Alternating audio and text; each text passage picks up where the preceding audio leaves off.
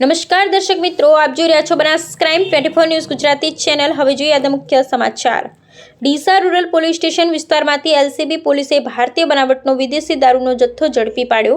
સ્થાનિક પોલીસની કામગીરી પર ઉઠ્યા સવાલો। ડીસા પંથકમાં ઠેર ઠેર વિદેશી દારૂનું ધૂમ વેચાણ જોવા મળી રહ્યું છે, ત્યારે જિલ્લા એલસીબી પોલીસે ધાનેરા રોડ પરથી ભારતીય બનાવટના વિદેશી દારૂના જથ્થા સાથે 2 શખ્સોને ઝડપી પાડતા સ્થાનિક પોલીસની કામગીરી પર પણ સવાલો ઊભા થઈ રહ્યા છે।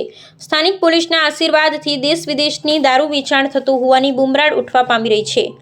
ત્યારે ચિરાગ કોરડિયા પોલીસ મહાનિરીક્ષક સરહદી રેન્જ કચ્છ ભુજ તથા શ્રી અક્ષરાજ પોલીસ અધિક્ષક બનાસકાંઠા જિલ્લાનાઓએ દારૂ જુગારની પ્રવૃત્તિ નિસ્ત નાબૂદ થાય તે અંગે કડક અમલવારી કરવા સૂચના કરેલ હોય, જે અન્વયે એવી Desai police inspector LCB Banaskantha નાઓના માર્ગદર્શન હેઠળ એલસીબી સ્ટાફના માણસો ડીસા રૂરલ પોલીસ સ્ટેશન વિસ્તારમાં પેટ્રોલિંગમાં હતા।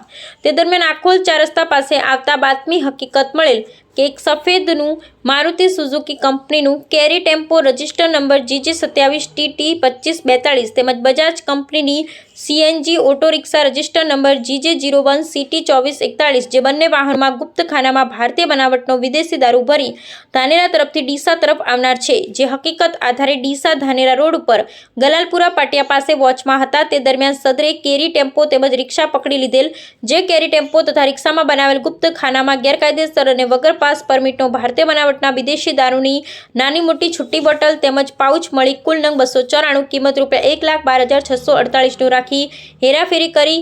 કેરી ટેમ્પોની કિંમત ₹1 લાખ તથા સીએનજી ઓટો રિક્ષા કિંમત ₹1 લાખ, મોબાઈલ નંગ 2 કિંમત ₹10,000 મળી કુલ કિંમત ₹3,22,648ના મુદ્દામાલ સાથે આરોપીઓ પ્રવીણભાઈ મોહનલાલ બિશ્નોઈ ગોદારા રહે સાંતરુ તાલુકો રાણીવાડા જિલ્લો જાલોર રાજસ્થાન તથા ઓમપ્રકાશ મોહનલાલ બિશ્નોઈ ગોદારા રહે સાંતરુ તાલુકો રાણીવાડા જિલ્લો જાલોર રાજસ્થાન વાળાઓ પકડાઈ જતા તથા શિશુપાલ રાજુરામ બિશ્નોઈ રહે મોખાત્રા તાલુકો રાણીવાડા જિલ્લો જાલોર રાજસ્થાન વાળાએ માલ ભરાવી તેમજ પ્રોહી મુદ્દામાલ અમદાવાદ મુકામે આપવાનો હોય આરોપીઓ વિરુદ્ધમાં ડીસા રૂરલ પોલીસ સ્ટેશનમાં પ્રોહિબિશન કલમ 65 AE 116 2 81 83 98 2 મુજબ કાયદેસરની કાર્યવાહી કરવામાં આવી હતી। અહેવાલ હરેશ ઠક્કર, ડીસા, બનાસકાંઠા।